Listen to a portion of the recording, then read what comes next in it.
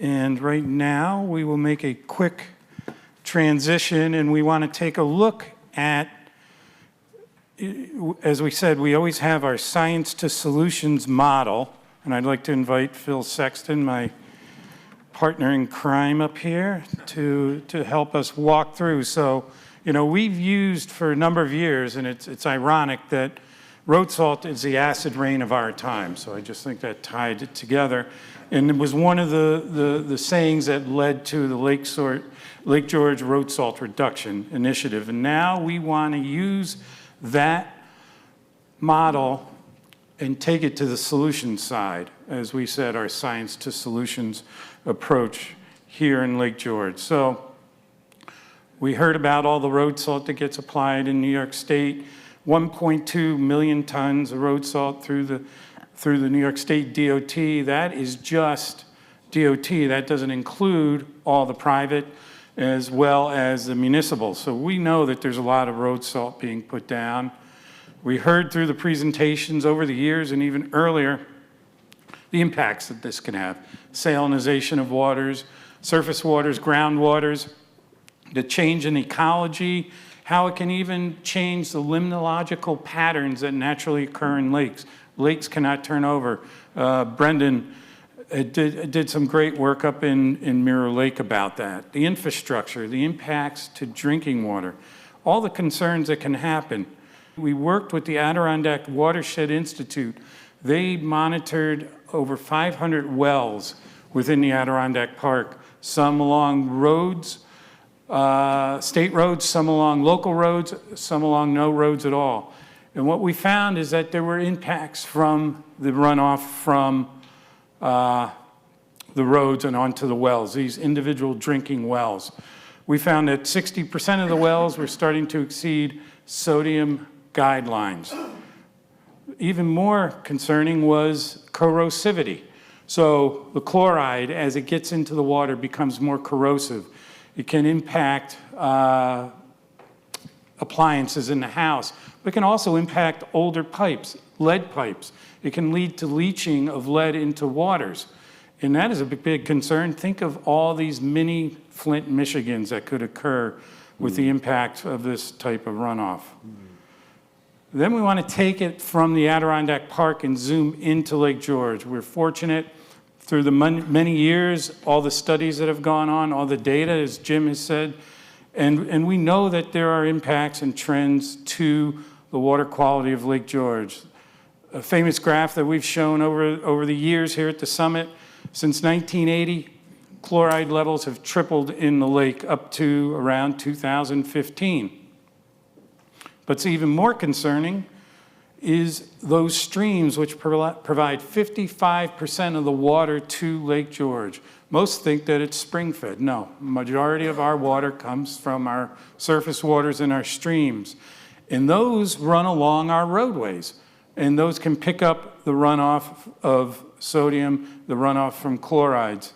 Chloride levels in Westbrook, which is hundreds of feet from this room right now, have doubled since going back to that data set that Jim just talked about. We heard about English Brook, the north side of the village. We have roads that run right along English Brook, the Northway, State Route 9. We've seen chloride levels, again, double over this time period. And up in Bolton, Finkel Brook, the watershed, which has the Bolton Landing water supply, upstream to downstream, you heard that importance, 8-fold increase from the upstream to the downstream. So we can see, and our data has shown that over the years.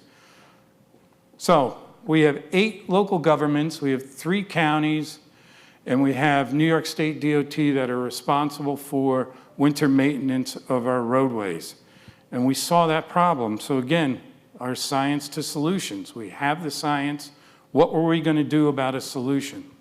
So that's when back in 2015, as we started the program today, we met with our municipal partners, we met with the businesses, we met with the highway superintendents, and we decided through the Lake George Partnership, which actually was started, again, ironically, stop aquatic invasives entering Lake George, we addressed that. But let's take that model, on addressing invasives and apply that to our next issue of road salt. We put together an MOU, Memorandum of Understanding, that all 8 municipalities around the basin signed. And we committed to bringing in better equipment for our highway departments. We know they work hard. Difficult conditions. We agreed to bring in experts. We got one right here to my left. And we were going to work with them. We agreed to seek more funding so that we could get better equipment. We agreed to get trainings. We agreed to calibrate. We agreed to help them learn better. And we also agreed to host an annual SALT summit so we could help them. This MOU was adopted unanimously by every town in the basin in 2015. And that really was the start of our Lake George Road Salt Reduction Initiative. And right now I'll turn it over to Phill, and he can talk to us a bit more about this. Phill? Okay, thank you, sir.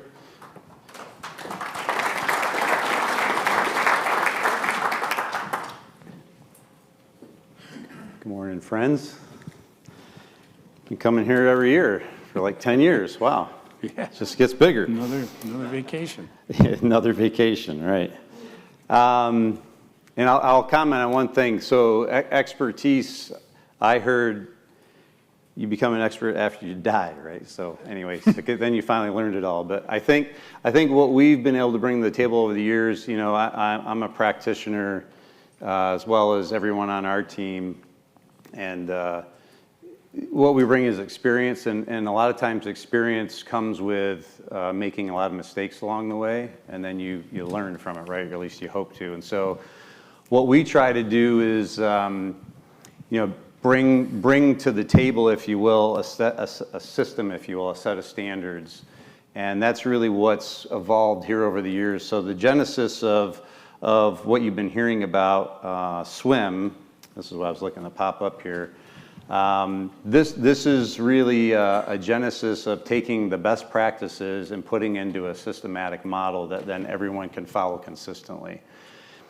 Before I move on, though, I want to actually step back for a moment, because this slide talks about 2018. I want to talk for a minute about what happened around 2014, 15 season. And I really just kind of showed up here because somebody called me one day. I think it may have been Chris, actually, and just said, hey, we heard you're doing some stuff. Could you bring it here? And I don't even know what the stuff was at that point. We were just figuring it out, right? But as at one time the largest private user of salt in the country, I thought, well, gosh, we certainly have a pretty good idea of why salt's applied the way that it is.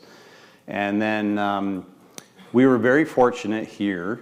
I call this the epicenter. You heard me say it in a video earlier, but I always call this as the epicenter of where I think salt reduction solutions come from. I want to thank a few people first, though, and recognize a few people, because some of the people that really got us on the path aren't here. And I think that they need to be recognized. And I first want to start off by, there's a little inside joke, but because I've been coming here for 10 years, I've seen present for 10 years, and I've never had a presentation given to people on time, so it's always the morning of. So I want to thank Elise and Tim with the Lake George Association. This is the first year that Chris and I didn't actually have to make it, so we gave them the content. They kind of pulled it out of our brain, but that's why Chris and I, a little bit old school, we're still trying to figure out how to scroll. So anyway. The second is Brendan, interestingly enough, who's now leading this organization. I first met Brendan, I think, about 10 years ago, and we worked together on Mirror Lake. And so we learned some stuff there too, including I learned very quickly. Brendan had a funny stat the other day. What's the stat of how many barns Phil's been kicked out of? And it's probably just as many as we were invited into. But I do want to share, like, what everyone here moving forward and what other watersheds and what other parts of the country and the world really had to benefit is, it was a little bit messy for us at first, right? And it took us a few years to kind of figure out how to meet people where they are. And so I wrote down a couple of things here that I've heard everybody else say this morning that I just want to mention, but passion's a word, collaboration, action, which really leads to the deeply rooted, embedded issue and opportunity that's going on with road salt anywhere you look at it is it's culturally embedded. It's very much a people issue, right? It's a people, human behavior business that we're in, right? The technology, even the salt itself is just sort of it's extraneous to how do we help people change their mindsets? And that's what's so exciting about what's going on in this room right now is there's a lot of people here that over the years now have gotten really excited about this, right? And I think this is one of the most interesting issues that we can solve and we have been solving here. I also want to mention Waterkeeper Omer with Viasis. He's in the back of the room. Waterkeeper was very generous with his time, his business, in some cases his money, and really helped us to understand how to properly measure this stuff. And a lot of years ago, we used to talk about the black boxes and the cameras. The black boxes have really evolved, and I'll show you some of these as we get into this. But it's, we started measuring really just a couple of routes back in 2015, and Waterkeeper, from that point moving forward, Waterkeeper, I think you may have actually measured more salt than anyone else on the planet, quite frankly. Right, and that's really no joke. I mean, somebody ought to pay attention to really what Waterkeeper and his business has done, because a lot of this beyond the training is you have to measure this, right? That which is measured can be improved. I also want to thank, though, then, back around 2015, you see the village and the town of Lake George. There was a guy by the name of Dan Davis who was working with a guy by the name of Rob Vopolis. Rob Vopolis is now here on our team, and I think he's probably worked with almost every municipality that's in this room now. Dan Davis was the highway supervisor at the time. He's one of the guys that kicked me out first. But then maybe with some cuss words too. A couple, yeah. I learned a couple new ones. Waterkeeper was actually the smartest one and realized he could bribe him with Canadian whiskey. Remember that? And so Waterkeeper's from Canada, and he came back across the border. And so sometimes that's what it takes, though. And so I want to share stories like that, though, because Vinny, thank you for the shout out earlier today. Shout out back to you, because between you and then Dennis Dickinson, who's no longer with us, God rest his soul, but they sort of helped us get past sort of the political barriers to say, yeah, we're gonna do this, we're gonna try this, and these are some of the people why the town of Lake George was the first municipality we ever certified in North America, right?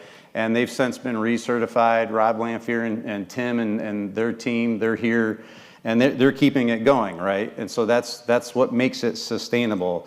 We had a couple of characters by the name of Tim and Matt up at the town of Hague, which I don't think they're here today, but they were the next level of adopters. And that's really what this has taken is we find one person, we find that passion, and then you apply a system to that, an easy way to follow it, and then suddenly we make progress. So today, we are measuring up to 50 salt routes versus we started with 3. And Waterkeeper, again, has been very involved right from the get-go to help us do that even more efficiently. The black boxes have now evolved into something that looks a little bit like this in the cab of the truck. The black boxes years ago, Waterkeeper, I remember the day that we looked at each other, so like, oh, we can't rely on a human being to turn this thing on. So now we've got to figure out how to make this different. Remember? And really what's important about what you see on this screen now is calibration, which I'm going to get into. That's sort of could be a very difficult process. And so not only has the technology evolved along with the process, but it's allowing people to calibrate even much more easily, which is probably from our experience, it's potentially the number one best practice, if you want to call it that's simple enough for everyone to use that you don't need a lot of technology. Allie mentioned that slide earlier from the guy that said, hey, you don't need all this fancy stuff. It's true. The fancy stuff does actually help you do it quite a bit easier as well. The other thing that we look at is these road weather information systems. And again, these are two technologies that Rakib and his company invented, quite frankly, over the years and have evolved. What we're looking at here is we're measuring level of service. This has been a very helpful tool for us over the years, both in helping you guys that used to go out there and scout your roads physically.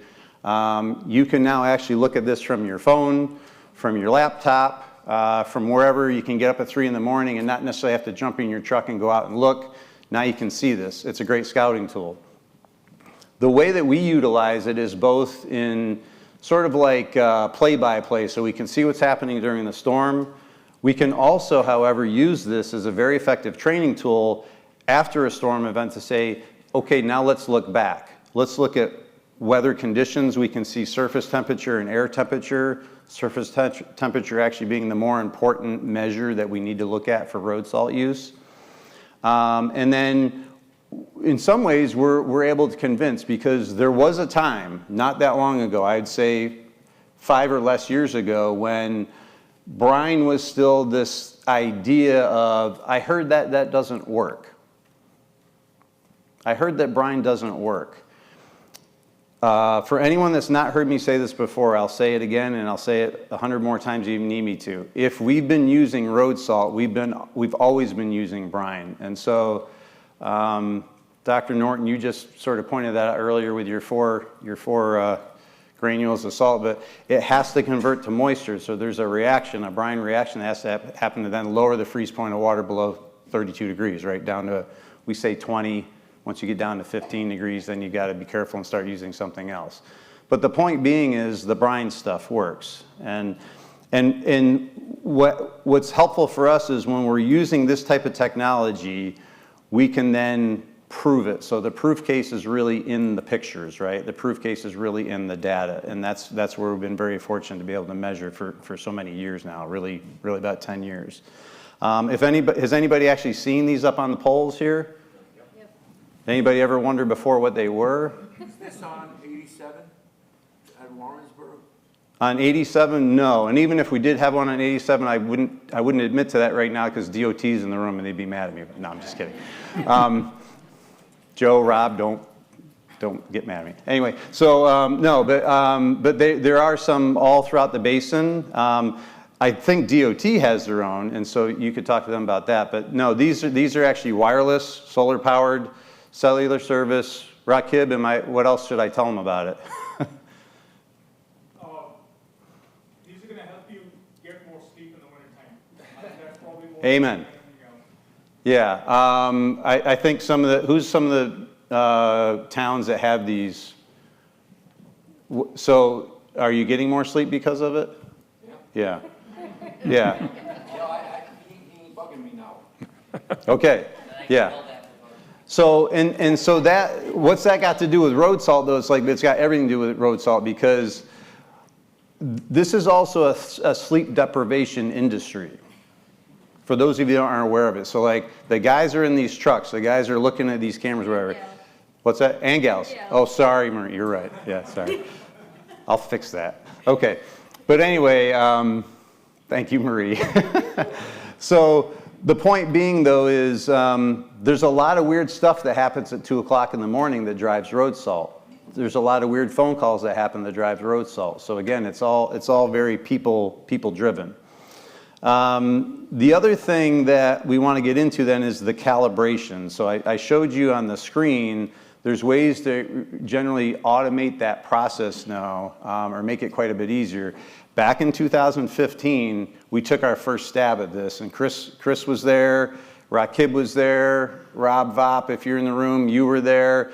We went to Ticonderoga, Putnam was there, Dresden was there, Ty was there, Ticonderoga. And so this was our first stab at just doing some drop test calibration and even understand like how much is even coming out of the back of these trucks. And we were finding it was all over the map, right? I would tell you though, did anybody see the little video with it was Tim and Rob actually, but with the buckets? So each of those buckets is about 50 pounds of salt. We used to see about, in some cases, 800 pounds of material coming out of trucks. And so we used to see, you know, a dozen or more of these buckets. A lot of these towns are now being able to sort of calibrate an application rate down to maybe about 3 buckets per lane mile. Think about that. So today we're involved with these calibration workshops, pre-season workshops, during the season, post-season. Calibration, for those who are just getting into it, it's not a one-time-a-season deal, right? It's pre-season, and then anytime there's a change in the material or anytime there's a change in the equipment. The change of the equipment could be it broke, right? Okay, it got fixed, great, recalibrate it. Because it's not going to put out the same as it did before. And these are all things that we learned and we help other people learn and be aware of. That's the benefit of this 10 years. Today, we're now in a prevention mode, prevention of the bond. The prevention of the bond is happening primarily or most efficiently with brine. This is one of the first brine setups that we had more on the north side of the basin. I have to share this story with you too. So this is, I believe this is Hague, but the reason I know this is Hague is because they couldn't get enough water. And so do you see the fire truck next to it? To the right? So this to me is, you know, wins another one of the no excuses awards. So they could have just said, oh, we can't get enough water. They didn't take that as an excuse. So they actually collaborated with the fire department, and they had the fire department actually bring up a tanker truck and actually pump them, you know, the right quantity of water. So the brine, I heard a couple, I've heard more encouragement over the use of brine. I've also heard more questions on it. And so I did some math on this last night because I was like, is that math right? But it is. So I want you to understand, brine is the magic formula there. By the way, I love the magic. I wish I thought of that. But the magic formula is 23.3% salt, or sodium chloride in this case, to water. So equate that down to 2.3 pounds per gallon. So think about this, for those that are not aware yet. So it's not an exact science here, but think about 50 gallons going down on a lane mile of road. Some folks have actually gotten it down lower than that, but let's start with 50 gallons.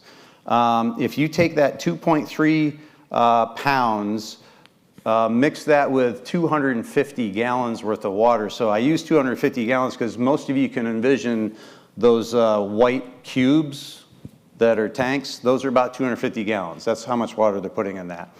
That's going to give you about 575 pounds of salt, which equates down to about 115 pounds per lane mile of salt. Compared to, if you see, you know, one of these trucks with a tank on it, and eventually it's going to be creating these lines. Is everybody familiar with these lines? Okay, so this is the brine, and then it looks like this coming out of the back of the truck, right?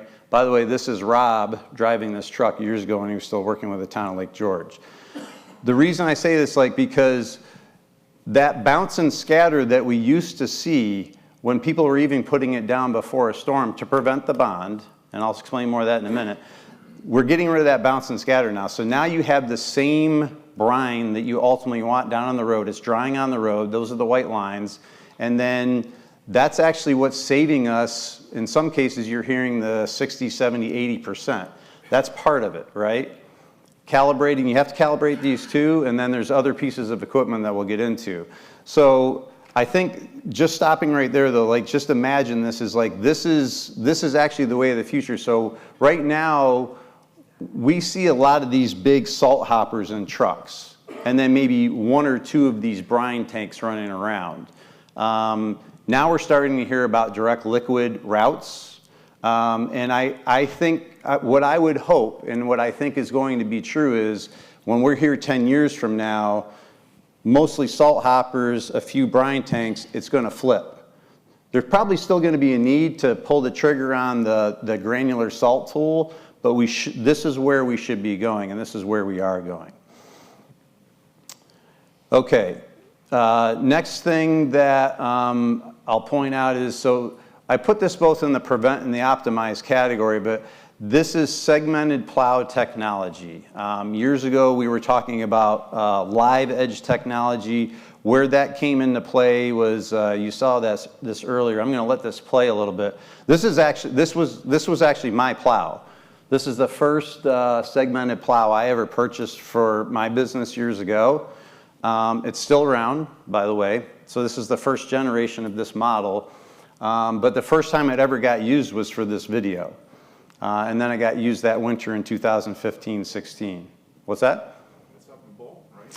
This was at the Sagamore, yeah, up in Bolton. So I just want you to pay attention to, can everybody see the actual movement? I know a lot of you have these, a lot of you have used them, but it's very important because even in a parking lot setting, like, we don't realize how uneven a surface is until you see it in sort of a view like this.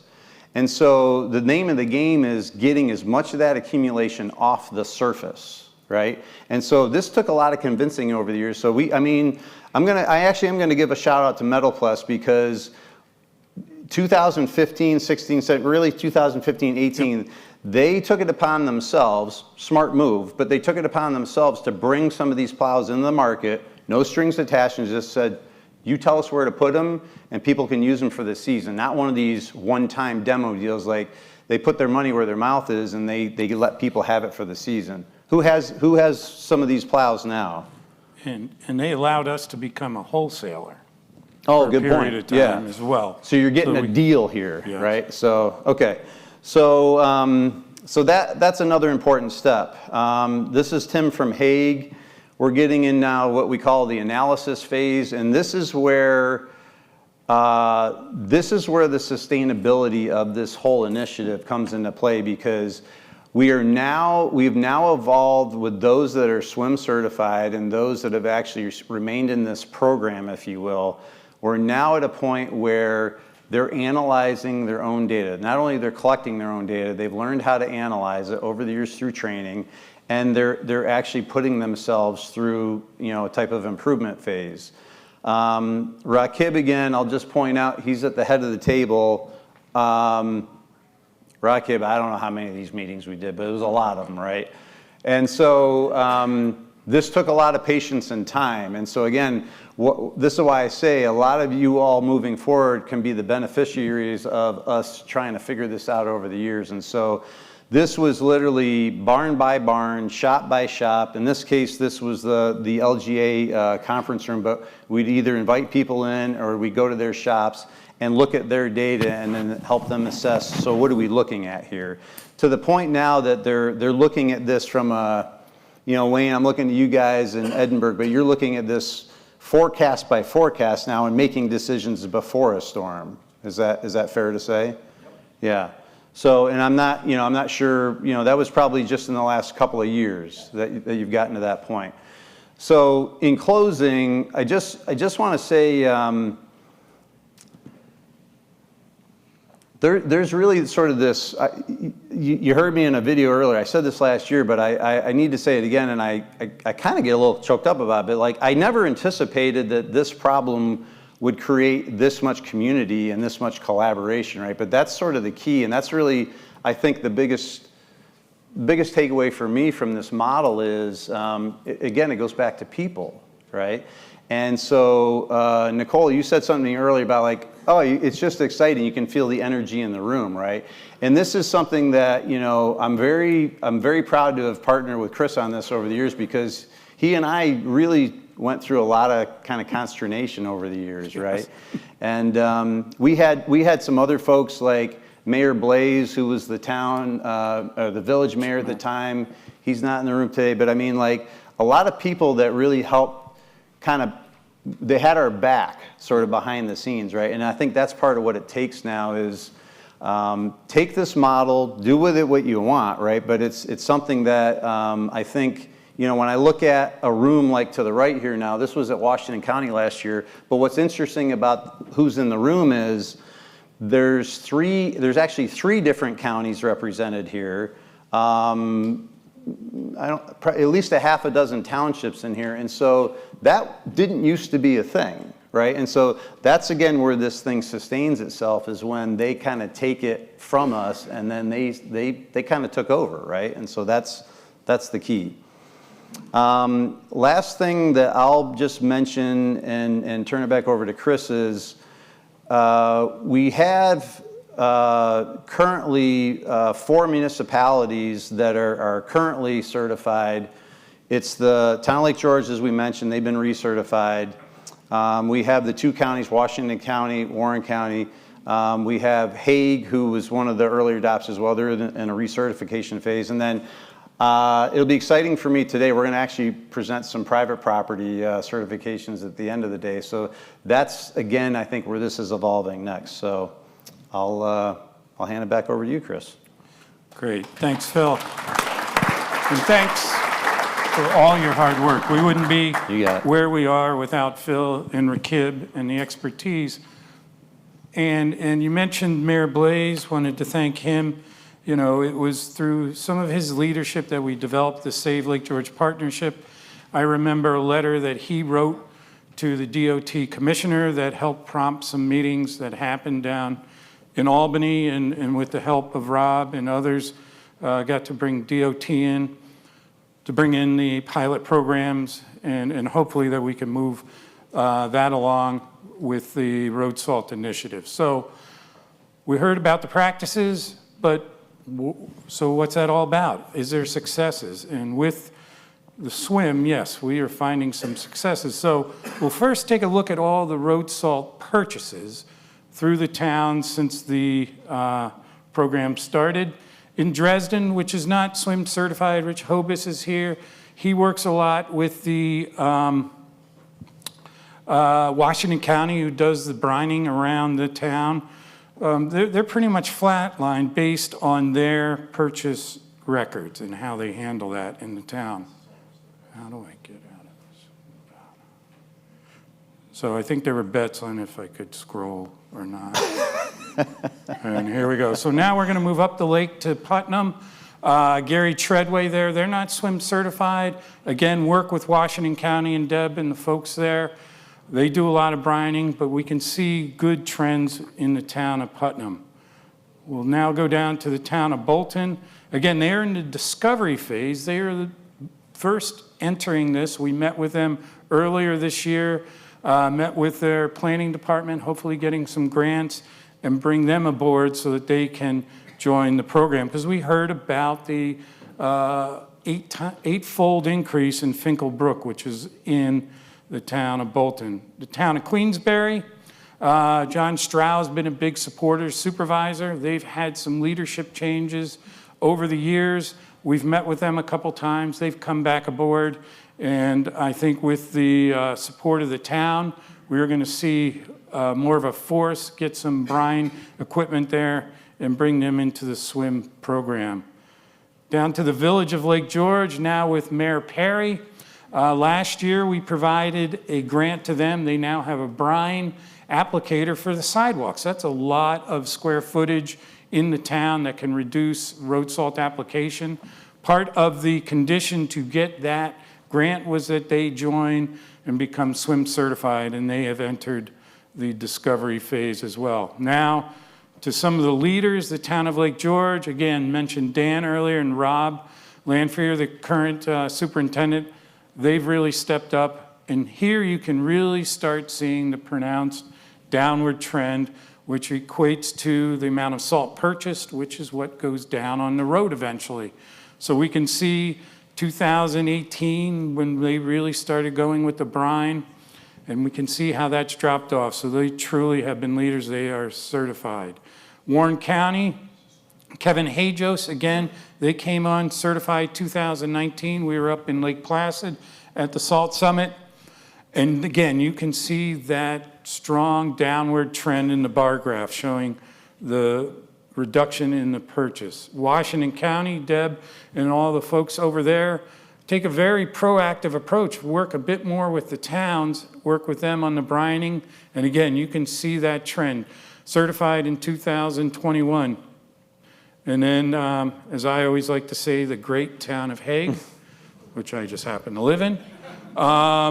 But the progress that they made, where they really started taking a look, using those cameras, even cameras inside the cab, to take a look at the roads, measure the residual, and that can also help bring down the amount of salt that's purchased. And in our little town, 50% reduction equals $65,000. So when you have a town of 600-700 people, that is really real money. So, but it's not just on the roads that we see it, we're seeing it in our waters. So this is from the Jefferson Project. I want to say thanks to Kevin Rose and our partners at the Jefferson Project.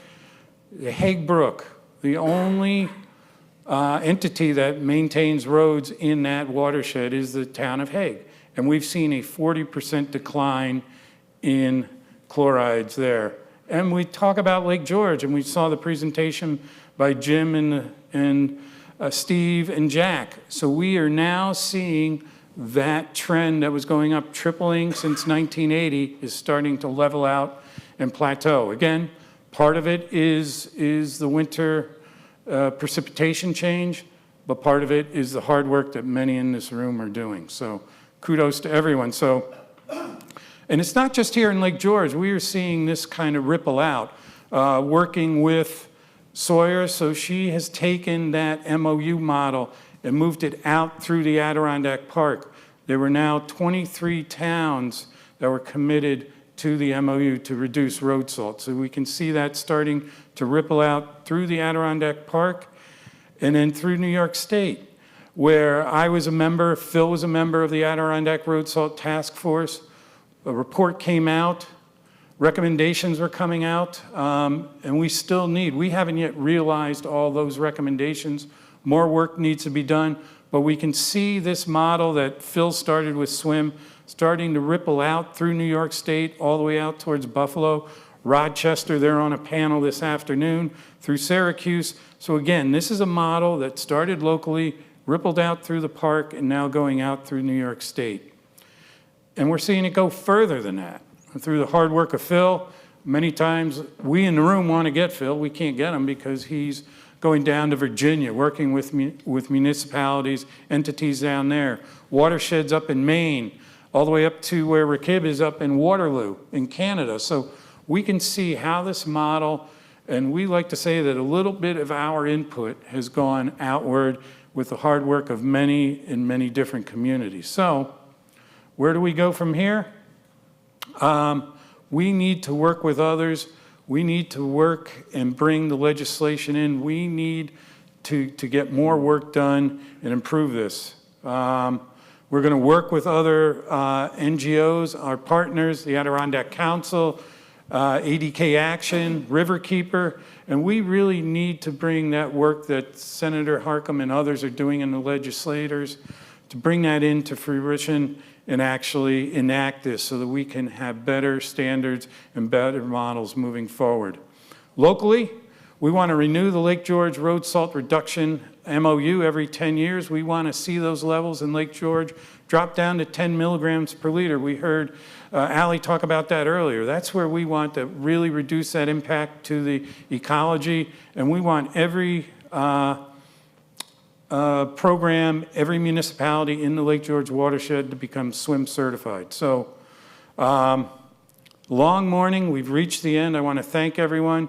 So here, with continued collaboration and investment in science-based solutions, we will move forward and we will bring Lake George model, bring it through to the Adirondacks, and bring it through to New York State so we can have a clean and healthier future. And with that, I have one slide left, and then we will bring you back to lunch. But I'm pleased to announce that we have readopted the 2015 MOU for reduction by all the municipalities in the Lake George Basin. That occurred over the last month. So I want to thank the town of Bolton, the town of Hague, town of Lake George, town of Putnam, town of Queensbury, village of Lake George, town of Ticonderoga, and the town of Dresden. So they've all re-upped and recommitted to this road salt reduction initiative. So with that, I want to thank you all, and it is now time for lunch. We have a working lunch. I think we've gone a little over. I apologize for that. But with that, we are at 12:21. We will reconvene at 12:45. There are boxed lunches outside, and we'll hear from our presenters to move into the demo session that will start at 1. So thank you very much.